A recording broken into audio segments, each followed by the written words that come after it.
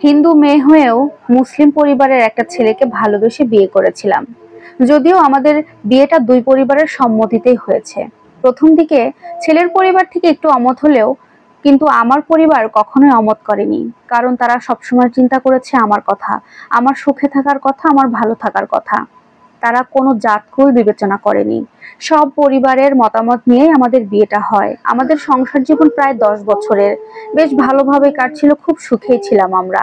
আর এই 10 বছরের সংসার জীবনে আমাদের দুইটা সন্তান হয়, একটা মেয়ে আর একটা ছেলে। মেয়ের বয়স প্রায় 8 বছর আর ছেলের বয়স এখন 4 বছর। মেয়ে আমার ভালো একটা স্কুলে পড়ে, ছেলেকে এখনো স্কুলে দেওয়া হয়। 10 বছরের সংসার জীবনে হঠাৎ করেই আমার স্বামী আমাকে জানায় সে আমাদের সাথে আর সংসার জীবনে থাকতে পারবে না। এই কথাটা জানার পরে আমার পায়ের তলা থেকে যেন মাটিটা সরে গেল।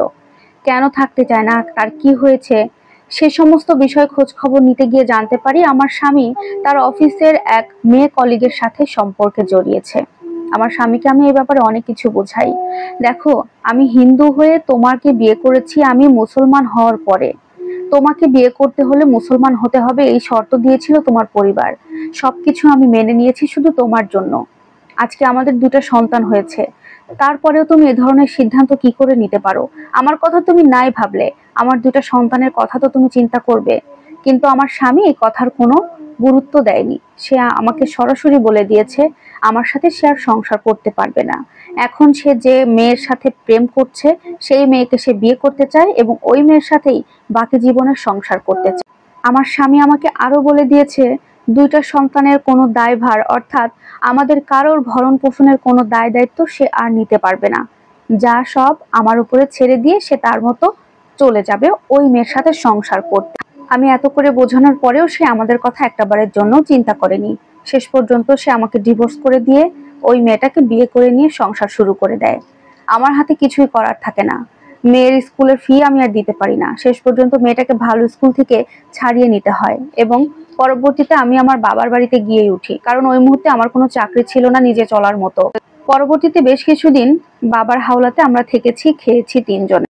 এরপর চেষ্টা করতে করতে একটা জব করতে পারি, সেই জব করেই এখন আমরা চলাফেরা করছি, খাওয়া দাওয়া করছি, সবকিছুই করছি। তবে এর মধ্যে আমার অসুস্থতা বেড়ে যায়, সেখানেও আমাকে অনেক ট্রিটমেন্ট করতে হয়, বেশ খরচ হয়ে যায়। কিন্তু আমার বড় একটা অপারেশন করার কথা থাকলেও টাকার অভাবে সেটা আর আমি করতে পারিনি। এদিকে আমি আমার বড় মেয়েটাকে নিয়ে পড়েছি আরেকটা জ্বালায়। আমার মেয়ে আমার সাথে আছে ঠিকই, আমাকে লুকিয়ে লুকিয়ে তার বাবার সাথে যোগাযোগ করে কথা বলে। এটা যে আমার জন্য কত বড় অসম্মানের, এটা আমার মেয়ে এখনো বুঝতে পারে না। আমি আমার মেয়েকে বলেছি তুমি যদি তোমার বাবার কাছে থাকতে চাও তাহলে যেতে পারো, কিন্তু আমার কাছে থেকে এভাবে লুকিয়ে লুকিয়ে বাবার সাথে যোগাযোগ করতে পারবে না। আমার মেয়ে আমাকে বলে আমি বাবার কাছে যেতে চাই না, কিন্তু এখানে থেকে মাঝে মাঝে কথা বলতে চাই। এই মেয়েটা কবে বুঝতে পারবে আমি যে সত্যিই জানি না। এইভাবেই কষ্টে আমার দিনগুলো পার হচ্ছে। আমি জানি না আমার ছেলে মেয়েদেরকে নিয়ে আমি কত দূর আগাতে পারবো। যাকে ভালোবেসে আজকে আমার নিজের ধর্ম পর্যন্ত পরিবর্তন করে ফেললাম, সে আমার ভালোবাসার এতটুকু মূল্য পর্যন্ত দিল না, আমাকে এভাবে ঠকিয়ে ছাড়ল। প্রিয় দর্শক, যারা ভালোবাসা ঠকে যায় সত্যি তাদের মতো অভাগা হয়তো বা এই পৃথিবীতে আর কেউ হয় না। তবে এত সময় যে স্টোরিটি আপনারা শুনলেন, এই স্টোরির সাথে কিন্তু আমার নিজের জীবনের কোনো মিল নেই। একটি আপুর জীবন থেকে নেওয়া হয়েছে এই গল্পটি। আপনাদের কাছে কেমন লেগেছে এবং এই ব্যাপারে আপনাদের মতামত কি অবশ্যই কমেন্টে জানাবেন। আল্লাহ হাফেজ।